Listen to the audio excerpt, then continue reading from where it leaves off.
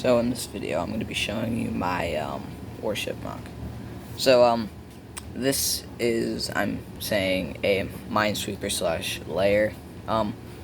It's really not based off of any real ship that exists. It just takes elements of other ships, and I've combined them onto this and just made something I think looks pretty cool.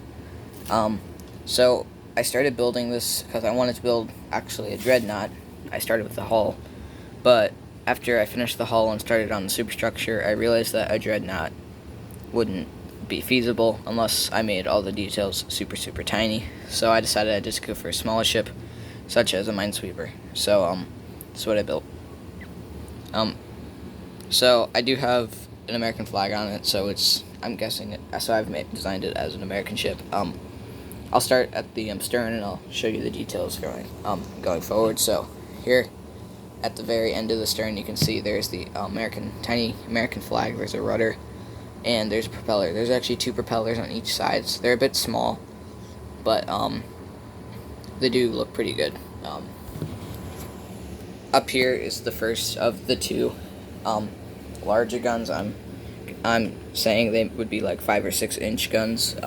This one, as you can see, does swivel all the way around. It's got some smaller details on it, and it's not anchored into place. It just sits in this little turret well. Going along the back, you can see there's some more details over here. This is the funnel for it. This would be an engine down in there, as you can see. I've inspired this off of some more modern funnels for late World War II ships, as you can see, and there's two smaller pipes on each side. I guess those would represent pipe details, and then we've just got some grates and stuff and other details like that all around, as you can see, in more of like a upper raised section. Here in the middle, you can see I've got an anti-aircraft gun. It's pretty. The barrels are a lot longer than they should be, because this is not minifigure scale. I'd say it's about 1/3 or 1/4 the size of minifigure scale. So as you can see, if that was scaled up, it'd be a bit big for an anti-aircraft gun. And then down here, I've got some. It's got torpedoes. This isn't really a realistic look for torpedoes, but I think it looks okay. Down in there, you can see it's a bit dark, but there are some details down in there. And then here, next to the funnel, is some cranes and a chain and other details to make it look more mechanical, as you can see. This here is the main part of the superstructure down here, and up here is the larger part where it's got the tri-stand design. It doesn't fold out because I couldn't really get that to work, but it does have the tri-stand design for the top of it. I guess that would be considered a crow's nest, maybe. I'm not 100% sure on that. And up here, I've got a bunch of like detection apparatuses and things and radars and whatnot, basic detailing. Spin this around, you can see this is just some of those grill pieces to make it look like phones. That's what the front of that looks like. It's pretty basic, but I think it looks pretty good. Down here you can see there's the other 5 or 6 inch gun. I'm not sure what the caliber of that would be, but got that there. And then there's just some more basic detailing here. On here I've got the red and green lights. You see these on the bridge of cruise ships, or old cruise ships, sometimes ocean liners, so I decided to incorporate them into this. More of those, what is it? 6 stud long, no, 3 stud long. Wait, how long is this? Sorry. The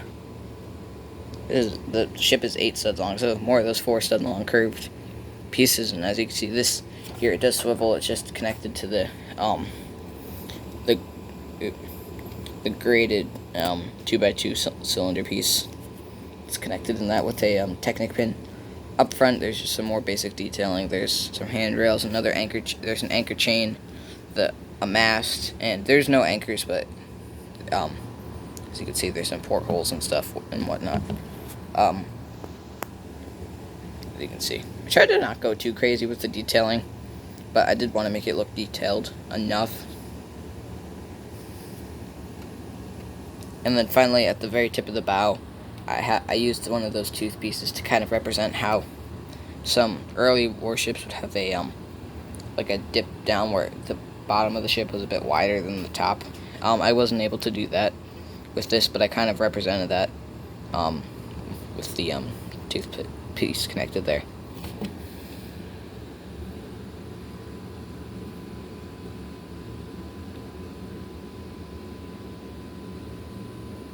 I'll flip this around. The other side is basically the same as the the other side.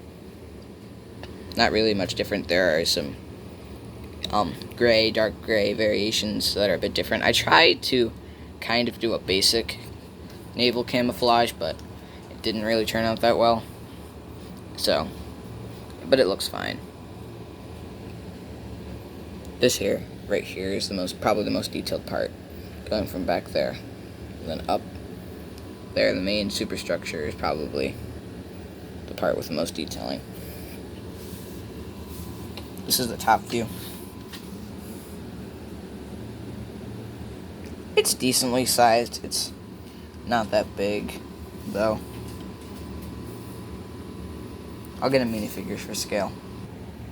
So there I've got a clone trooper for scale. As you see, it's not the largest thing. It's not gonna win any massive mock contest or anything, but it's pretty good looking. It's the best looking warship I've ever made.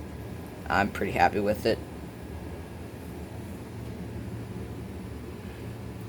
This angle here from behind looks pretty cool. Yeah, you probably tell I've incorporated some details from other ships into this, so it's not really anything real. It's just my own little mock-up of something, but I think it looks pretty good. I like it. So that has been my my Lego warship mock, my mine layer / minesweeper. I am Random Dude. Press the like button if you want to, subscribe if you want to, and hopefully you'll see my next video.